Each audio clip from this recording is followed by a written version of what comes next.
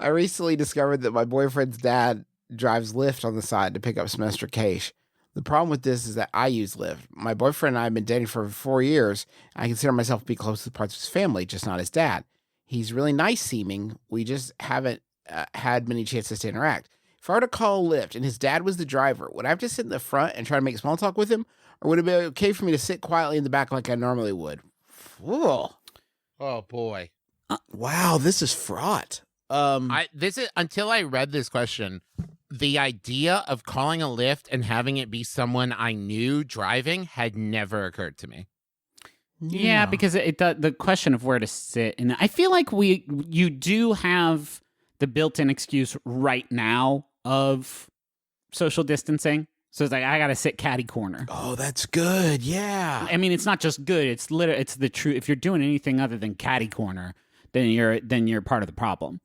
You could always sketch on the back. Sketching on the back is cool. You definitely can't treat it like a regular lift. I mean, unless you're gonna do the mask thing. Yeah. Ooh. You guys been doing the mask thing? You mean wearing a mask to keep other people alive? Yes, Justin, I have. Well, good, Travis. That's good. Everybody should be doing that, obviously. But no, Justin just said like the mask thing, like it was a cool life hack.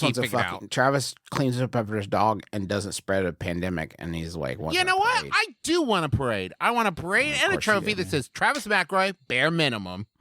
Bare minimum. No. But it's BEAR, and there's a little bear on top of the trophy. You wear the mask, and you're at the store, and you see someone you definitely know, and you just absolutely play it off. Because it's like, no, you're not going to get me this time. I have plausible deniability. I mean, especially if you wear one of the like plastic shield masks and a hat, you are a ghost, my friend. Incognito. When you asked if we were doing the mask thing, Justin, I thought you were talking about when there's a bunch of cops and they're about to arrest you, but then you're like, they call me Cuban Pete. I'm the king of the rumba beat. And you do a dance, and then... There are very few social problems. I mean, to be fair, the mask would fix this problem with the lift, because it would turn into like a huge stretch limo. Yeah. And your boyfriend's dad would be like a cool wolf or something. Yeah, man, that'd be badass. That'd be pretty cool. And you roll up to the Coconut Club or whatever, and there's Cameron Diaz, and I guess you seduce her with your cool dancing? Wouldn't it be cool to have a mask and you could just put it on and act a fool? But not with his zany powers, you're saying. You're just wearing a mask. No, but you pretend that you have his zany powers. I think everybody would get a big kick out of that. Oh, yeah. I think everyone, in this day and age, everyone needs that kind of levity. You know what I mean? That's what the world is missing. More mask-based humor. Well, then maybe everybody's uncles and aunts who are still really up in arms about the whole pandemic mask thing, maybe we can get them on board. Because everybody loves Jim Carrey's The Mask. Oh, yeah. So, like, you have that, and then you can also say, like, this will nullify certain social expectations when you wear this, and you can do a funny, like, rumba dance and rob a bank. It would be funny to put on a surgical mask and then put on the mask over that mask. Mm-hmm. And so people would think you're just acting a fool and being silly, but actually you're being very conscientious. And then when you get in and people are like, what are you doing? You're like, I guess I misunderstood. Sorry. PARTY. Why? There's a pandemic on. And let me show you some literature about the mask. What if you did mask on a surgical mask? Somebody shop me. Because I can't do my shopping for myself because I wore a mask. Okay. You wear a surgical mask underneath. Then you wear the mask over it, and then you wear a surgical mask over that. Okay. So people see it and like, oh, he's a whimsical party man, but he still understands the importance of controlling the pandemic. Yeah. And I respect him for that. Man, the mask is funny. Man, it's fucking funny as shit. You know what I mean? It's both funny. You know, it's weird. It's funny to watch, but also funny to talk about. Yeah, you remember when the dog pees all over that guy because he's wearing the mask and it's like a fucking waterfall? That's a good one.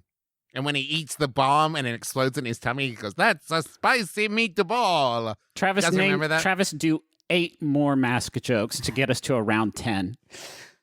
Do you remember when he's there with Ben Stein and he tries to put the mask on, but it doesn't work. So Jim Carrey, in like his classic rubber face style, just like throws himself around for a while. That's one. There's another one where the clock is bouncing around the hallway and he's trying to smash it with a hammer. That's two. Jesse, he's going to do That's it. a good one. He's going to do it. That's two, Travis. 6 more. Go on, 6 Trav. more. There's the 6 time more, where bud. he says, "Love is but a red, red rose, and I am a little thorny," and that's pretty good. Oh, yeah, Trav. Oh, yeah, bud. There's another Oh, part where the yeah, cops baby. are frisking him and they're reaching in his pockets, and he says like a little to the left and makes a joke of like it's his penis. That's 4 more, baby. Travis, you're halfway home. Come on. And then there's the part where the old lady comes out, like his landlady comes out of her apartment, and she has like a green face mask on, and he's wearing a green mask, and they scream at each other. Oh, And that's God. pretty good. He's going to do it. Jesse, he's going to do it. And there's another part where he's kind of spinning around and Yeah? he's turning into the mask, and then he stops and he catches the feather, and he says, "Somebody stop me!" Okay. But he says it in like a really funny way. Yeah, okay, we'll give it to you. 2 more, Trav. Come on, you can do this. There's a part where the cops come and he tries to run away, and they say freeze, and he turns to ice in midair, and Oh. they say put your hands up, and he says, "But you told me to freeze." Now listen, back in episode 406, Travis got to 9, and this is where he shit the bed. So Travis, we really want to see if you can land the plane. Is there anything? You gotta have at least a little bit more juice in the tank. Come on, bud, get us there. There's a part where there's the 2 guys who like tried to charge Stanley extra for fixing the car, Yeah. and then the mask shoves mufflers up their butts. Yes! Yes! He did it, ladies and gentlemen. He did. He can remember Amazing. Good job. Amazing. Travis. I just rewatched it last night. So